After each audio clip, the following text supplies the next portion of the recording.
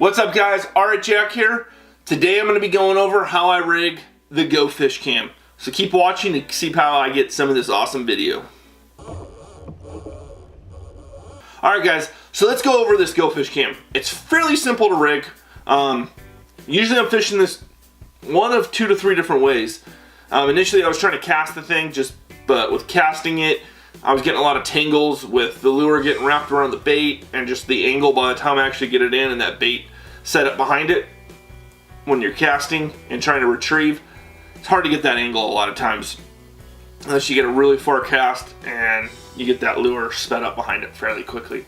However, I found that trolling it works extremely well. Initially I was trolling it just as is, hooking the line here and then the back of the line here to the leader to my lure, and it was working. However, it was staying up in the water column, so what I did to fix that, to keep it a little bit lower, but it's still, I control this thing with the 30 to 40 feet of line out that I normally troll with this, and into 10 feet of water and not even be bouncing bottom or anything like that. So what I'm doing is I'm using 30-pound main line pretty much all the time when I'm especially freshwater fishing.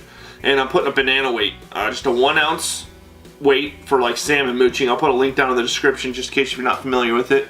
And then about a foot in front of about a 1 foot leader, and then a swivel. And I'm attaching that to my GOFISH CAM.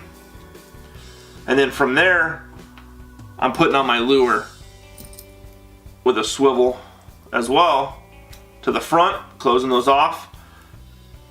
And then running my lure anywhere from a foot to 3 to 4 feet, depending on the water clarity. So obviously your water clarity is going to depend on how far you can run that lure. I wouldn't go much further than 4 feet, because once you start getting a bend in your rod and then also being able to land that fish, especially if you're solo on a boat or especially if you're on a kayak like I fish a lot of times, this thing's hard to land to get that rod far enough back and get that fish in close enough to actually land that fish. So try to keep your leaders short enough that you can still land that fish.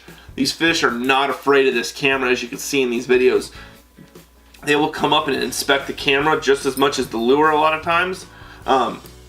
They are attracted to it almost. I don't know why. It doesn't really have much action in it. It just swims through the water. But I have seen them come check out this camera.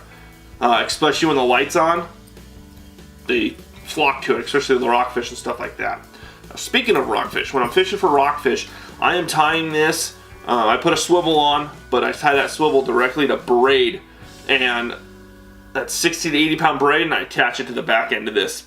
And then I'm putting my normal dropper loop to a swim bait set up below it, and still that 2 foot between. I usually go about a foot to 2 feet to my dropper loop, and then another foot or 2 to my actual swim bait or iron that I'm using that day. And that's the same exact thing, but however, I'm using a max, a 20-pound test for my leader when I'm rock fishing if I'm using this camera. So I have the braid tied to this end. If I get a snag while I'm using this, I can break that off fairly easy. Same thing with trolling. I have 30-pound main line. The max I'm using for leader, even with the Alabama rig like you're seeing right now, is 12-pound test. I'd rather lose that $20 Alabama rig or $30 than this over $200 camera. So it's pretty much how I'm rigging this. When you're using this, you're trying to get fishing footage. You're not going for that monster fish. If you happen to catch it, then great. Just have your drag set properly and you'll be able to land anything with that 12-pound test, or even 15. I wouldn't go much heavier than 20, and if you do, I would go much heavier on this end for your main line, so that you don't snap off the camera and it's only the lure you're using. You can connect straight to braid on this even when you're trolling and still catch fish. So that's how I'm rigging this thing. Hopefully this video helps you. Make sure you guys give it a thumbs up down below, subscribe, and let me know how you're rigging your GOFISH CAM if you already have one, or how you plan on rigging it. Tell me what's working for you, and hopefully we can share our ideas. Thanks for watching, and tight lines.